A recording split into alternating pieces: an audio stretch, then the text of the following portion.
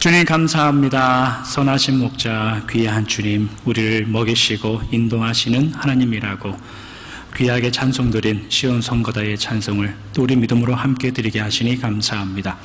오직 주 앞에만 우리의 영의 양식이 있고 오직 하나님 앞에만 우리가 살아갈 길이 있다고 찬송하였으니 그렇게 살아낼 수 있도록 주님 도와주시고 우리가 찬송하고 서원하고 기도한 대로 최선을 다하여 우리의 믿음의 삶을 살아갈 수 있도록 축복하여 주시옵소서.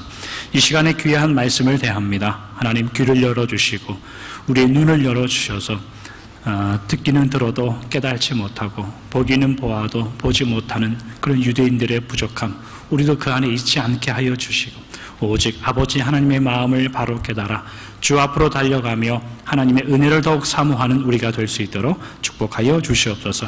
주 오신 예수님의 이름으로 기도하옵나이다. 아멘. 오늘 말씀은 데살로니가전서 1장 2절부터 8절에 있는 말씀을 보도록 하겠습니다. 제가 가진 성경으로는 신약 성경 329면에 있습니다. 데살로니가전서 1장 2절에서 8절에 있는 말씀을 한 절씩 교독하고 마지막 8절은 함께 읽도록 하겠습니다. 2절부터 제가 봉독합니다. 우리가 너희 모두로 말미암아 항상 하나님께 감사하며 기도할 때에 너희를 기억함은 너희의 믿음의 역사와 사랑의 수고와 우리 주 예수 그리스도에 대한 소망의 인내를 우리 하나님 아버지 앞에서 끊임없이 기억함이니 하나님의 사랑하심을 받은 형제들아 너희를 택하심을 아노라. 이는 우리 복음이 너희에게 말로만 이른 것이 아니라 또한 능력과 성령과 큰 확신으로 된 것임이라. 우리가 너희 가운데서 너희를 위하여 어떤 사람이 된 것은 너희가 아는 바와 같으니라. 또 너희는 많은 환난 가운데서 성령의 기쁨으로 말씀을 받아 우리와 주를 본받은 자가 되었으니 그러므로 너희가 마게도냐와 아가야에 있는 모든 믿는 자의 본이 되었느니라. 함께 읽겠습니다. 주의 말씀이 너희에게로부터 마게도냐와 아가야에만 들릴 뿐 아니라 하나님을 향하는 너희 믿음의 소문이 각처에 퍼졌으므로 우리는 아무 말도 할 것이 없노라. 아멘. 부모와 자식 간에 많이 하는 대화 중에 하나가 너는 커서 뭐가 될래? 라는 그런 질문이 아닌가 생각합니다. 제 첫째 아이가 이제 10살인데 은호가 아직도 그 꿈이 과학자가 되는 거고 제 둘째 아이가 이제 8살, 은혜가 8살인데 아직도 꿈이 치과 의사가 되는 겁니다. 부모로서 해야 될 일은 아이가 그 꿈꾸는 그 길을 잘 걸어갈 수 있도록 옆에서 도와주고 격려하는 것이 부모된 자들의 책임인 거죠. 거의 다 되고 너 공부 그렇게밖에 안 하냐, 너 그따위를 하다간 택도 없다 이런 얘기하면 재미없어지는 부모가 되는 거죠. 격려하고 옆에서 도와주고 그 길을 잘 갈 수 있게끔 하는 것이 어른들의 역할인 거죠. 그런데 그 꿈의 이야기를 우리가 꿈에 대한 것을 잘 생각할 때 어른된 분들, 부모된 자들, 어른된 분들에게 있어서 가장 중요한 게 뭐냐면 자녀가 가지는 그 꿈들, 누군가가 가지는 그 꿈들이 단순히 꿈에서 멈춰지는 것이 아니라 더욱 고상해질 수 있도록 잘 도와줘야 됩니다. 이게 무슨 말인가 하면 쉬운 말로 하면 그 꿈들이 더욱 진지해질 수 있도록 옆에서 도와줘야 돼요. 과학자가 돼서 사람들에게 어떻게 유익을 끼칠 것인가, 대통령이 되면 어떻게 사람들에게 이익을 끼칠 것인가, 그것까지 부모된 자들, 어른된 분들이 도와줘야 되는 거죠. 그 너머에 있는 그 목표의 너머에 있는 것들을 알려줘야지 그게 진짜 꿈이다라고 알려줘야 되는 거죠. 요즘은 아이들이나 어른들이나 하는 이야기가 모두 다 과학자가 되겠습니다. 왜? 돈 많이 법니다. 의사가 되랍니다. 왜? 돈 많이 법니다. 대통령이 되랍니다. 왜? 돈 많이 법니다. 꿈만 다를 뿐이지 그 뒤에 배경은 다 똑같아요. 이 굉장히 무서운 이야기예요. 왜냐하면 꿈이라는 것을 어떤 가치와 그 뒤에 있는 것으로서의 품고 있는 어떠한 것이 아니라 오늘날 소위 이야기하면 물질을 가지고 있으면 어떤 권력을 가지고 있으면 뭐라도 할 수 있는, 좀 어려운 말로 하면 만몬주의, 이런 게 세상에 꽉 차 있죠. 그러니까 이게 교회 안에도 들어오니까 성도님들의 가정 안에 있는 아이들의 꿈, 아니면 성도님들이 이 땅에 살아가면서 갖는 그 꿈, 그 뒤에 있는 그 이상, 뒤에 있는 어떻게 나아가야 되는가까지 못 가는 현실 가운데 우리가 살고 있어요. 굉장히 무서운 현실 가운데 살아가는 겁니다. 그러니까 성도 되었다, 하나님을 안다, 신앙이 있다라고 생각하는 그 가정이나 그 분들이 꿈에 대한 것을 생각할 때 그렇기 때문에 여러분, 현실이 부족하고 실제 형편이 부족하더라도 꿈은 굉장히 고상하게 꿔야 돼요. 고상하다는 게 무슨 사치스럽다는 이야기가 아니라 그 되고 싶은 그 꿈의 뒤의 이야기까지 가지고 있을 수 있는 그런 꿈을 가져야 돼요. 그리고 과학자나 뭐 대통령이나 뭐 의사나 그 뒤에 그래서 뭘 할 것인가까지 거기를 보여줘야 그게 꿈이다라는 것을 알려줘야 될 의무가 어른들한테 있는 거죠. 과학자, 의사, 대통령, 정치인, 사업가. 그래서 그 뒤에 있는 그게 진짜 꿈이다. 그걸 알려줘야지 되는 거예요. 그러니까 이런 어떤 가치를 가지고 있는 꿈 이야기를 할 때는 이건 교회에도 사실 해당되거든요. 교회의 비전과 꿈 같은 것을 이야기할 때 다만 그것이 어떤 프로그램을 돌리고 어떤 성도들이 몇 명이 모이고 이러한 것이 그 교회의 꿈과 비전이 된다면 그 교회는 굉장히 가난한 교회입니다. 굉장히 없는 교회예요. 교회라는 것은 한 영혼이, 가정처럼 한 영혼이 태어나고 하나님을 믿어서 구원받아서 태어나서 그 영혼이 하나님의 자녀답게 성장해가는 그 과정, 그 일, 그 소망, 그런 것들이 교회가 가져야 할 꿈과 비전이란 말이죠. 하나님 앞에 어떻게 구원받아서 어떻게 하나님을 알아가는 그 자리에 서 있을까? 어떻게 하면 하나님을 붙잡는 가정으로서 자라나게 될까라는 것이 그 교회의 비전과 목표로 담겨져 있어야 돼요. 거기에 교회의 자랑이 있는 거예요. 만약에 그것이 담겨져 있지 않으면 교회가 뭘로 자랑하냐면 우리 교회는 몇 명 모인다. 우리 교회의 건물은 으리으리하다. 우리 교회는 이런 프로그램들이 막 잘 돌아가고 있다. 나 그 교회 다닌다. 그거밖에 자랑할 게 없는 거예요. 그러면 그 교회는 가난하게 되는 거예요. 이런 교회에 대한 비전이나 이런 꿈들 이런 거 생각할 때 저는 여러분 목회자로서 굉장한 부담이 있어요. 그 두려움이죠. 사실은 어떻게 보면은. 왜냐하면 목회를 하다가 교회를 이렇게 제 앞에 서 있는 자로서 교회의 비전이 뭐고 교회의 꿈이 뭔가라고 이렇게 생각할 때 문득문득 제가 뒤를 돌아본단 말이죠. 제가 어떻게 하고 있는가. 이 뒤를 되돌아보면 사람이 몇 명 모였구나. 우리 교회가 어떤 프로그램을 가져야 되나. 이런 것 때문에 정신을 쏟고 있는 저를 갑자기 발견해요. 그러면 겁이 나요. 제가 지금 똑바로 걸어가고 있는 건가? 겁이 난 사람이 몇 명 모이는 그 안 중요하지 않은 게 아니죠. 중요하죠. 그러나 목회자는 한 영혼 한 가정이 왜 이번 주는 예배를 참석하지 못했을까? 그게 또 관심이 가져야 되는 거죠. 어떤 프로그램과 어떤 행사를 우리 교회가 가져야 될까 보다는 어떻게 해야 우리 성도님들이 한 가정, 한 영혼이라도 하나님의 믿음의 성경 위에 기초하여서 믿음이 잘 자라날 수 있을까를 생각해야 돼요. 그게 목회자의 비전이 돼야 되고 목표가 돼야 된다고요. 그러나 그거 외에 다른 것에 신경 쓰면 저는 가난한 사람이 되는 거예요. 뭘 해도 가난한 목회자가 되는 거예요. 성도님들도 마찬가지예요. 가난한 교회가 있고 가난한 목회자가 있으면 가난한 성도님들도 있어요. 가난한 성도다라는 말은 적은 숫자, 재산이 부족하다 이런 의미의 가난하다는 뜻이 아니라 교회라는 구원받은 자로서 성도님들이 모인 이곳에 교회라는 존재로서 그 하나님의 은혜를 알고 사랑을 알아서 서로 이해하고 존중하고 낮아지고 더 하나님의 나라를 어떻게 이루어 갈까 그 문제에 담겨져 있나를 확인하셔야 돼요. 그게 아니라면 아무리 성도가 많이 모이고 프로그램이 많고 의리의리한 건물이 있어도 그런 하나님의 냄새, 성경은 그리스도의 향기라고 말하는 그런 하나님의 냄새가 나지 않으면 그 교회는 가난한 거예요. 그러나 그렇지 않은 형편이 있을지라도 이런 하나님의 냄새가 나면 그 교회는 부자인 거예요. 동의하십니까? 동의하지 않더라도 우리 교회는 그쪽으로 흘러갈 겁니다.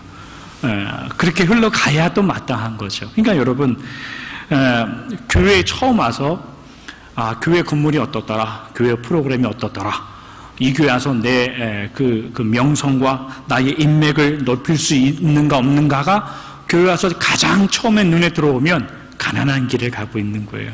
그러니까 여러분, 축복하기에는 여러분들이나 저나 우리 교회는 부자 되는, 영적으로 부자 되는 길을 좀 가자고요. 그게 하나님이 기뻐하시는 걸 겁니다. 원래 이런 말은 큰 교회 목사님들의 설교에 아멘이 큰데, 조그만 교회 조금 목사가 설교하니까 저것도 한숨 쉬는구나. 그런 마음으로 저를 쳐다보지 마십시오. 저는 뭐 손노는데 많아져도 이런 식으로 교회를 비전을 삼고 싶은 목회자입니다. 제가 만약에 변질되면 제 뒤에서 벽돌을 저에게 던져주십시오. 저희가 앞으로 이제 몇 주간 데살로니가 교회를 저희가 살펴볼 거예요.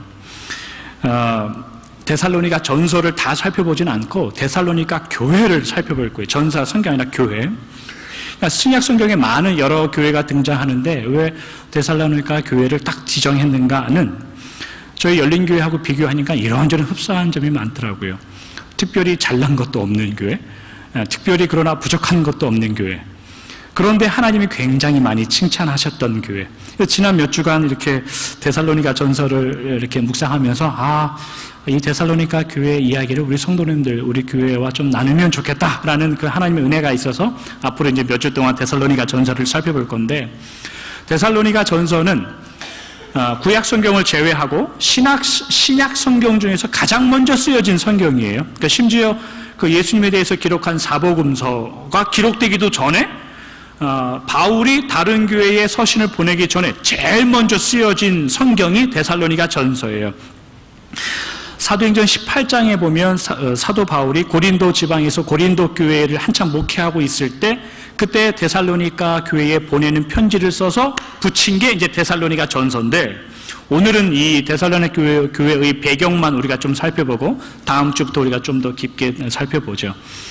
데살로니가 전서는 사도 바울이 두 번째 전도 여행을 다니다가 이제 고린도 지방에서 있다가 서신을 써서 보낸 편지이고 또 그 두 번째 여행 중에 세운 교회인데, 사도 바울이 이 데살로니가 교회를 세울 때 심신이 너무 약했어요. 그러니까 특별히 몸이 너무나 지쳐있는 상태에서 이 데살로니가 교회를 세우는데, 그 배경이 뭐냐면 사도행전 14, 여러분들 오늘 사도행전에 있는 구절을 우리가 좀 많이 볼 거예요. 사도행전 14장에 가면 사도 바울이 제1차 전도 여행을 마무리하는 장면이에요. 14장에 이제 1차 전도 여행이 딱 끝나는데, 제일 마지막 그 1차 여행 마지막에 들른 곳이 루스드라라는 지역이에요. 근데 이 루스드라라는 지역에서 사도 바울이 유대인들에게 돌에 맞아서 죽습니다. 그러니까 죽는 이 구절이 사도행전 14장 19절에 나오는데 이렇게 기록되어 있어요. 유대인들이 안디옥과 이고니온에서 와서 무리를 충동하니 그들이 돌로 바울을 쳐서 죽은 줄로 알고 시외로 끌어내치니라. 죽은 줄로 알고 성 밖으로 버려버렸다라는 뜻이에요. 그러니까 유대인들이 돌을 던져서, 돌로 아니면 때려서 사도 바울이 기절을 했겠죠. 그러니까 유대인들의 생각에는 야, 이거 죽었으니까 성 밖에 내다 버려라, 그렇게 하는 거예요. 그러니까 여러분 상상해 보십시오. 많은 유대인들이 돌을 던지거나 돌로 쳐서 실제로 기절했지만 그들이 생각할 때는 죽은 줄로 알은 지금 이 상태가 얼마나 비참하고 얼마나 지금 사도 바울이 약하게 되어 있는 그 상태인가 한번 생각해 보십시오. 더군다나 성 밖으로 버려버렸다라는 것은 유대인들 생각에는 이제 죽었으니까 성 밖에 광야의 들짐승한테 먹이로 줘라, 그래서 버려버린 거예요. 그렇게 해서 버려버린 상황이 지금 사도행전 14장의 마지막 상황이라고요. 그렇게 사도 바울이 버려진 상태에서 버려진 이후에 남아있는 제자들이 극적으로 사도 바울을 구출해내죠. 깨우고 흔들어서 살려내서 여러 지방을 거쳐서 안디옥으로 다시 돌아가요. 그러니까 사도 바울을 파송했던 그 교회로 다시 돌아갑니다. 안디옥 교회로. 아마도 그 몸의 회복이 필요했을 수도 있어요. 가서 치료도 해야 되고 몸에 지친 몸과 마음을 잘 소생해는 뭐 그런 과정이 필요했겠죠. 그럼에도 불구하고 사울이 얼마가 지나서 사도행전 16장에 가면 2차 두 번째 전도여행을 바로 시작해버려요. 그러니까 우리 같았으면 야, 이 기회에 좀 더 쉬어야 되겠다, 아이고 다른 제자들 보내고 좀 더 쉬어야 되겠다라고 생각할 수도 있는데 바울은 몸을 대충 추스리고 2차 전도 여행을 간단 말이죠. 그러니까 하나님에 대한 그 사랑이나 자기가 지금까지 어떻게 살아왔던 그 하나님에 대한 은혜, 자기를 지금까지 기다려왔던 하나님에 대한 은혜, 아마 그런 게 있었던 모양입니다. 그러니까 그 열정을 가지고 바울이 실라라는 다른 제자를 데리고 두 번째 전도 여행을 갑니다. 두 번째 전도 여행은 어디로 가냐면 루스드라로 다시 가요. 루스드라. 자기를 돌로 쳐서 죽였던데 루스드라를 다시 가요. 거기서 우리가 잘 아는 그 디모데를 바울이 만나죠. 아마도 1차 여행 중에 이 디모데를 만났던 것 같아요. 디모데는 1차 여행 중에 이제 교인이 된 것 같고, 거기서 이제 디모데를 만나죠. 그래서 바울하고 실라하고 디모데가 그 루스드라에서 2차 여행을 시작합니다. 그 루스드라에서 거쳐서 거기서 이제 북쪽으로 올라가면 갈라디아 지방을 거쳐서 비누니아 지방으로 올라가는 거예요. 그래서 이제 북쪽으로 전도 여행을 가야 되겠다 라고 이제 사도 바울이 계획을 세우고 있는데, 어떤 일이 벌어지냐면 사도행전 16장 9절과 10절에 보니까 이런 일이 벌어져요. 밤에 환상이 바울에게 보이니 마게도냐 사람 하나가 서서 그에게 청하여 이르되 마게도냐로 건너와서 우리를 도우라 하거늘, 바울이 그 환상을 보았을 때 우리가 곧 마게도냐로 떠나기를 힘쓰니 이는 하나님이 저 사람들에게 복음을 전하라고 우리를 부르신 줄로 인정함이러라. 북쪽으로 가려고 했어요. 루스다를 거쳐서 갈라디아를 거쳐서 비누니아로 가려고 했는데 느닷없이 저녁에 환상 중에 서쪽이에요. 마게도냐 지방 서쪽인데 서쪽의 마게도냐 어떤 한 사람이 바울에게 환상 중에 나타난 거예요. 하나님의 역사였겠죠. 환상 중에 나타나서 사도 바울 선생님, 우리 동네로 와서 우리를 좀 도와주십시오 라고 이제 꿈에 환상으로 보이니까 사도 바울이 하나님의 역사하심으로 인정해서 모든 북쪽으로 가려고 했던 계획은 다 취소, 그리고 바로 마게도냐 지방으로 가는 거예요. 마게도냐 지방이 오늘날로 따지면 그리스예요. 미양 집사님 시댁이 있는 그리스예요. 거기가 첫 번째, 마게도냐로 가면 첫 번째 지역이 빌립보 지역이고 그 다음에가 데살로니가 지역이고 그 밑으로 남쪽으로 내려오면 거기 고린도가 있어요. 그 마게도냐 지방으로 가서요, 이제 이 바울과 실라가 거기서 이제 디모데가 거기서 전도를 합니다. 거기서 처음 만났던 지역이 이제 빌립보 지방인 거예요. 빌립보 지역. 거기서 빌립보 지역에 가서 복음을 전해서 빌립보 이제 교회를 거기서 열심히 세우죠. 근데 거기서 또 유명한, 우리가 잘 아는 사도행전에 유명한 사건이 나와요. 뭐냐면 바울과 실라가 유대인들에게 또 잡혀요. 바울이 또 잡혀요. 또 옷을 다 벗기고 또 거기서 반 죽기까지 또 구타를 당합니다.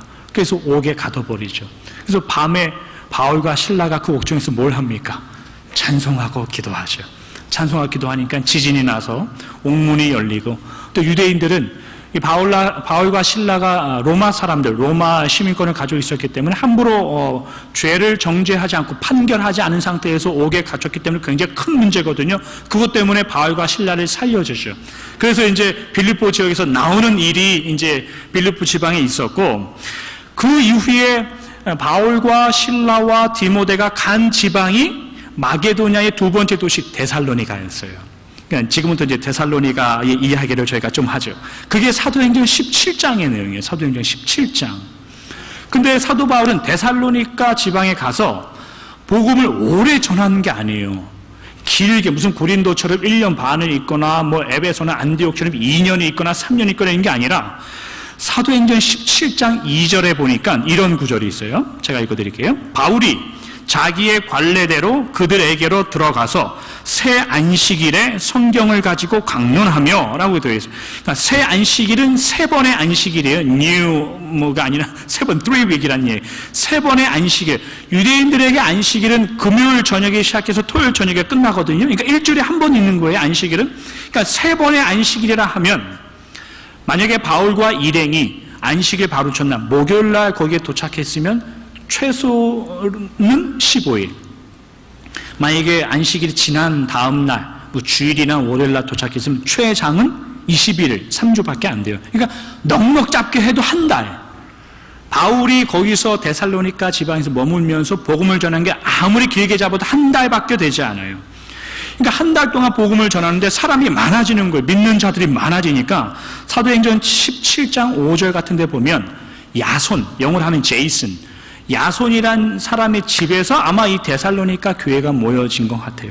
그러니까 이 교회가 모이는 사람이 점점 많아지니까 유대인들이 이 사도 바울과 일행을 잡으려고 야손의 집을 쳐들어옵니다.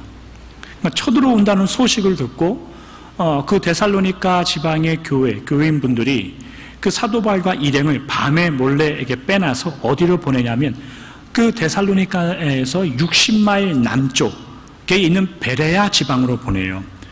사도 바울 선생님 글로 피난하십시오. 그래서 60마일 남쪽에 있는 베레아 지방으로 보냈어요.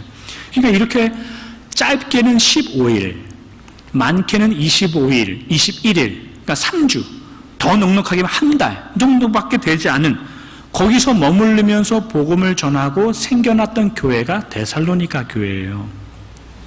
그래서 이렇게 해서 바울과 일행은 베레아 지방으로 60마일 남쪽으로 내려갔어요. 이제 일이 이제 그렇게 끝날 줄 알았어요. 사도 바울도 아마 그렇게 생각할 수도 있어요. 베레아 지방에 가서 이제 복음을 전하고 있는데 사도행전 17장 13절에 가니까 재밌는 사건이 또 일어나요. 이런 구절이 있습니다. 데살로니가에 있는 유대인들은 바울이 하나님의 말씀을 베레아에서도 전하는 줄을 알고 거기도 가서 무리를 움직여 소동하게 하거늘, 이렇게 기록돼요. 데살로니가의 60마일 북쪽에 있는 그 유대인들이 바울이 베레아에 가서 복음을 전하고 있다, 가자. 그래서 거길 쳐들어온 거예요. 또 유대인들이 베레아까지 와서 사도 바울 복음 전하는 것을 방해하기 위해서 내려온 거예요. 그러니까 그 소식을 베레아 지방에서 사도 바울과 일행이 또 들어요. 그래서 베레아에 있는 그 예수님을 믿었던 그 성도들이 사도 바울에게, 선생님 또 가십시오, 빨리 가십시오. 그래서 이번에 배를 타서 어느로 보내냐면 아덴 이란 200마일 남쪽에 있는 땅 지역으로 보내버려요. 아덴 이란 200마일 남쪽으로 보내버렸단 말이죠. 나중에 실라와 디모데도 아덴으로 내려오는데 전도하려고 데살로니가 집에 가서 거기서 방해를 받아서 한 달 만에, 3주 만에 베레아로 내려왔더니 거기까지 이 데살로니가에 사는 유대인들이 쫓아와서 거기서 배를 타고 200마일을 밑으로 도망가 버리니 지금 이런 상황이 있단 말이죠. 그럼 지금 바울의 심정이 어떨까요? 아마도 이 데살로니가에 사는 유대인들에게 향해서는 야, 저런 독종 같은 놈들, 저것들을 어떻게 잡아먹나, 뭐 그런 마음 있지 않았을까요? 충분히 그런 마음이 있죠. 근데 우리가 다른 편을 봐야 돼요. 오늘 우리가 여기에 집중해야 되는데, 다른 편을 보면은 유대인들을 향해서는 그런 마음을 가질 수 있죠. 그러나 거기에 남아있는 데살로니가 교회들을 향해서는 어땠을까요? 사도 바울이 다른 마음이 있단 말이죠. 우리가 오늘 거기에 좀 집중해 봐야 돼요. 거기서 복음 전할 때 3주 동안 짧게 교회가 부흥하니까 자기를 잡으려고 유대인들이, 여러분 사도행전 17장 5절에 보면 불량한 자들을 유대인들이 데리고 갔다, 그렇게 표현해요. 불량한 자들이 오늘말로 따지면 조직폭력배들이에요. 조직폭력배. 유대인들이 조직폭력배들을 데리고 그 야손의 집, 사도 바울이 있는 야손의 집에 가서 잡으려고 했단 말이죠. 거기서 어쩔 수 없이 60마일 남쪽으로 베레아로 갔단 말이에요. 거기까지 따라와서 이놈들이 나를 잡으려고 하니까 거기서 배를 타고 200마일을 갔단 말이에요. 어쩔 수 없이. 나는 그렇게 도망하는데 거기 남아있는 데살로니가 교회는 어떨까? 거기 남아있는 데살로니가 성도님들은 어떨까? 바울이 그 생각하고 있는 거. 왜냐하면 데살로니가 교회는 이제 3주밖에 안 됐죠. 3주. 3주면 뭡니까, 여러분? 혹시 교회 다닌 지 한 달도 안 된 성도님도 혹시 저희 교회에 계십니까? 없어요. 그러니까 데살로니가 성도님들 누구를 데려와도 여기 앉아 계신 누구보다도 초신자예요. 초신자들만, 이제 하나님을 처음 믿은 분들만 모여있는 교회가 데살로니가 교회라고요. 바울이 걱정하는 게 당연하죠. 어린 교회, 약한 교회, 거기에 무슨 오늘날로 따지면 종교 지도자들, 뭐 목회자, 장로, 권사, 안수집사, 이런 직분을 가진 분들이 거기 계셨겠습니까? 아무도 안 계셨죠. 전부 다 초신자들이고 전부 다 새로 하나님을 믿은 자들인데, 이런 상황에 바울이 뭘 결정할까요? 바울이 뭘 결정하냐면 디모데와 실라를 데살로니가 교회에 다시 보냅니다. 너희 갔다 와라. 260마일을 다시 올려보내요. 왕복 520마일을. 그러니까 우리 같았으면 뭐 이왕 이렇게 된 거 하나님의 뜻이면 나는 그냥 뭐 물을 주고 심기만 하는 거고, 하나님이 역사하시면 살아남았을 거고, 뭐 아니면 흩어졌을 거, 그런 마음이 혹 있을 수도 있겠지만 사도 바울은 디모데하고 실라를 보내요. 그 에덴에서 보낸단 말이에요. 아덴에서 보낸단 말이죠. 그 보내는 장면이 사도행전에는 안 나오는데 데살로니가전서 3장 1절에 가면은 이때 이 시절을 사도 바울이 이 편지를 쓰면서 회상하는 장면이 3장에 나와요. 데살로니가 3장 1절부터 3절을 제가 한번 읽어드릴게요. 이러므로 우리가 참다 못하여 우리만 아덴에 머물기를 좋게 생각하고 우리 형제 곧 그리스도의 복음을 전하는 하나님의 일꾼인 디모데를 보내노니 이는 너희를 굳건하게 하고 너희 믿음에 대하여 위로함으로 아무도 이 여러 환난 중에 흔들리지 않게 하려 함이라. 우리가 이것을 위하여 세움받은 줄을 너희가 친히 알리라. 1절에 뭐라고 바울이 이야기하냐? 우리가 참다 못하여, 그렇게 말해요. 뭘 참지 못했다는 이야기일까요? 내가 이렇게 가만히 있을 수가 없다. 여기서 복음을 전하지만 지금 이게 문제가 아니다. 나는 당신들이 어떻게 돼 있는지 내가 참을 수가 없다. 그 마음에서 디모데와 실라를 보낸단 말이죠. 그러니까 바울은 이렇게 자기만 떠나온 게 견디지 못하고 있는 거예요. 그 사람들을 어떻게 해야 되나? 어떻게 그 사람들을 살려내야 되나? 나는 복음의 일한 이유 때문에 여기까지 지금 내려와 있는데 나를 이렇게 죽이려고 유대인들이 작정하고 달려드는데 저 사람들은 어떨까 하는 그 마음이 사도 바울 선생님 마음에 가득하게 있는 거예요. 그래서 디모데를 보내면서 아덴에서 보내면서 그들에게 그 데살로니가 성도님들에게 말하는 거예요. 성도님들 힘내십시오. 주저하지 마십시오. 절대로 흔들리지 마십시오. 하나님께서 반드시 지켜줄 겁니다. 이런 마음으로 보냈단 말이죠. 이런 마음으로 보내고 기다리고 있는데 디모데가 거길 다녀왔어요. 디모데가 다녀와서 하는 이야기가 데살로니가전서 3장 6절에서 8절에 있거든요. 제가 한번 읽어볼게요. 지금은 디모데가 너희에게로부터 와서 너희 믿음과 사랑의 기쁜 소식을 우리에게 전하고 또 너희가 항상 우리를 잘 생각하여 우리가 너희를 간절히 보고자 함과 같이 너희도 우리를 간절히 보고자 한다 하니 이러므로 형제들아 우리가 모든 궁핍과 환난 가운데서 너희 믿음으로 말미암아 너희에게 위로를 받았노라. 그러므로 너희가 주 안에 굳게 선즉 우리가 이제는 살리라. 이렇게 마지막에 우리가 이제는 살겠다. 내가 이제는 살 것 같다라고 이야기하는 바울의 마음이 우리가 보여야 돼요, 여러분. 디모데가 떠난 아덴에서 이제 디모데가 데살로니가 떠난 이후에 사도 바울은 사도행전에 보면 18장에 보면 고린도 지방으로 가서 복음을 전해요. 고린도 지방에 있을 때 디모데가 갔다 온 거란 말이죠. 디모데가 260마일, 왕복 520마일을 다녀온 이후에 사도 바울 선생님에게 와서 이야기하는 거예요. 선생님, 걱정하지 마십시오. 우리가 염려하고 생각하는 것처럼 그분들 그렇게 약하지 않더이다. 우리가 사도 바울 선생님, 우리가 지금 잠 못 자고 죽을 것 같은 이 심정, 그들 때문에 염려해서 제대로 복음도 잘 못 전할 것 같은 이런 마음으로 있지만 그들은 우리가 생각하는 것처럼 그렇게 약하지 않더이다 라고 보고를 하는 거예요. 이 말을 사도 바울 선생님이 들었을 때 사도 바울 선생님 마음이 어땠을까요? 하나님 감사합니다. 하나님 감사합니다. 이제 제가 삽니다. 그 내용이 이거예요. 초신자들 한 달도 되지 않은 이제 3주 한 달 동안 하나님의 은혜에 대해서 알고 예수님께서 나를 위하여 돌아가시고 살아나셨다. 그리고 나를 사랑하신다라는 그 복음의 말씀을 들은 그들이 어떻게 그곳에서 살아남고 버텨내고 있는가 소식을 듣게 된 바울이 그 이후에 하나님 제가 이제 삽니다 라고 위로와 감사와 찬송이 흘러나온단 말이에요. 지금 이때 사도 바울은 고린도 지방에 있어요. 고린도 지방에서 고린도 교회 사람들에게 복음을 전하고 고린도 교회를 세우는 이 과정 중에 있는데 이 데살로니가 분들의 이 소식을 듣고 바울이 어떻게 복음을 전하는 데 힘을 얻었냐면 사도행전 18장 5절에 보니까 이런 기록이 되어 있어요. 실라와 디모데가 마게도냐로부터 내려오매 바울이 하나님의 말씀에 붙잡혀 유대인들에게 예수는 그리스도라 밝히 증언하니 이렇게 기록한단 말이에요. 사도 바울이 마음이 졸여 있다가 이제 초신자들인 그들임에도 불구하고 하나님을 믿고 버텨내고 있다는 소식을 듣자 하나님의 말씀이 어떠한가를 고린도 교인들 성도들에게 밝히 증거하니 이렇게 기록한단 말이죠. 사도행전에는 그 바울이 디모데와 실라를 보냈던 장면은 기록하지 않고 다시 돌아오는 장면만 기록하고 있는 18장에 디모데가 와서 선생님 데살로니가 교회가 이러이러합니다. 초신자이고 한 달밖에 안 되고 연약할 것 같은데 전혀 그렇지 않습니다.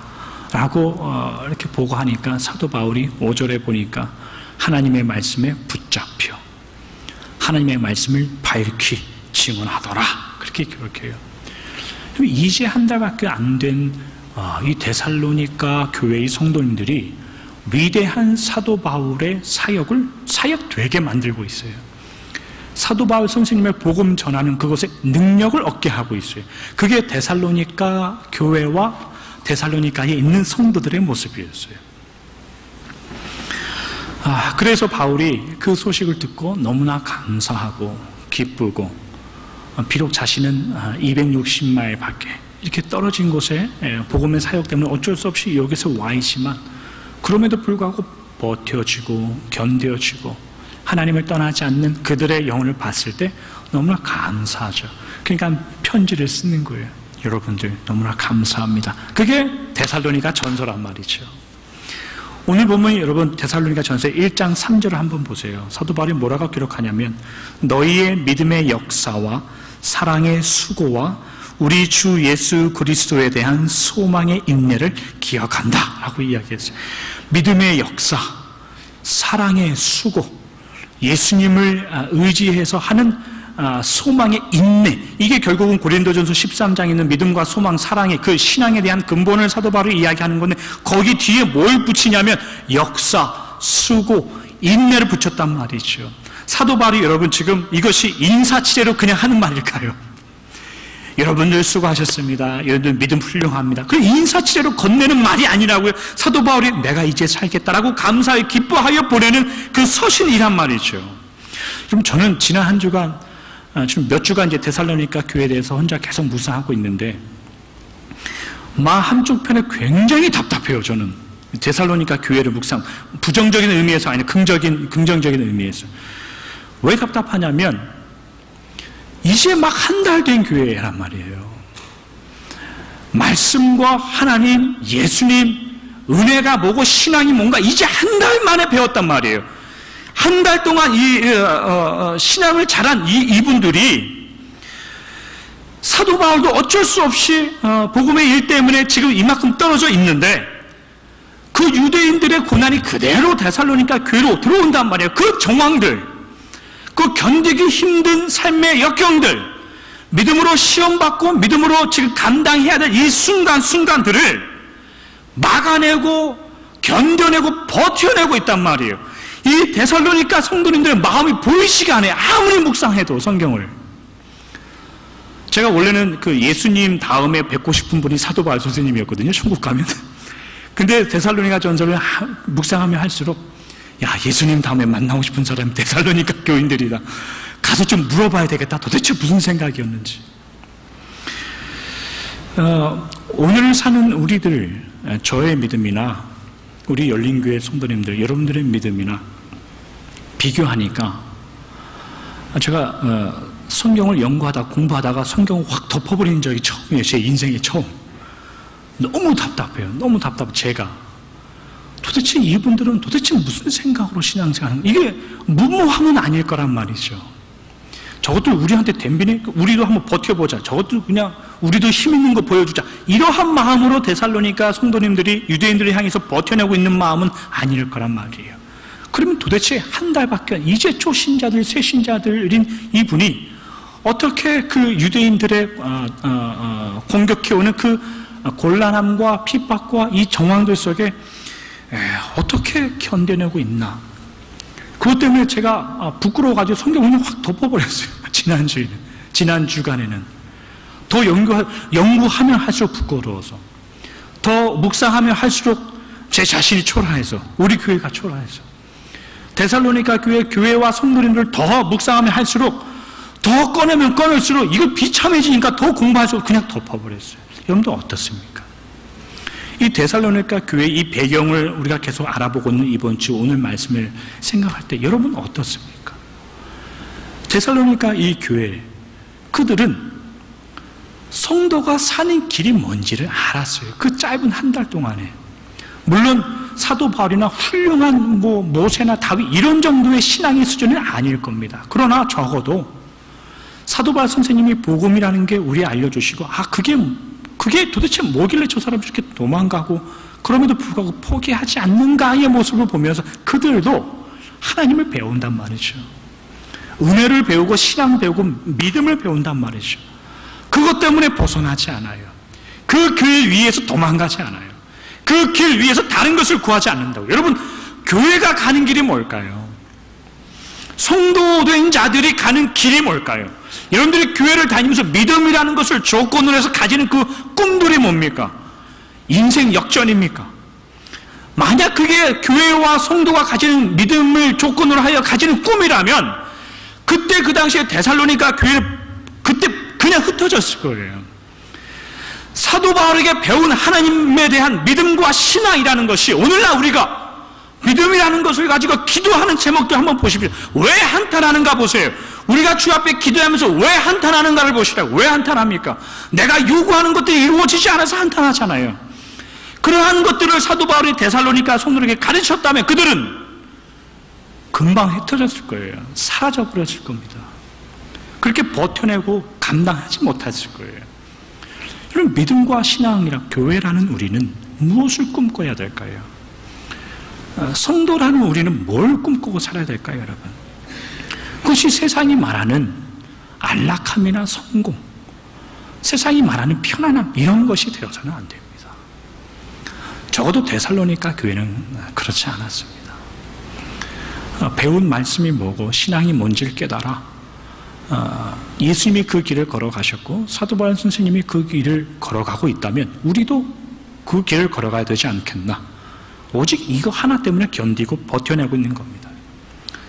우리가 가고 있는 이 길이 하나님이 원하시는 거라면, 그리고 이 길을 갔더니 저 뒤에서 마지막에 예수님을 만나는 길이 맞다면, 이 길이 그 길이 맞다면 삶의 정황들, 유대인들로부터 오는 그런 고난들,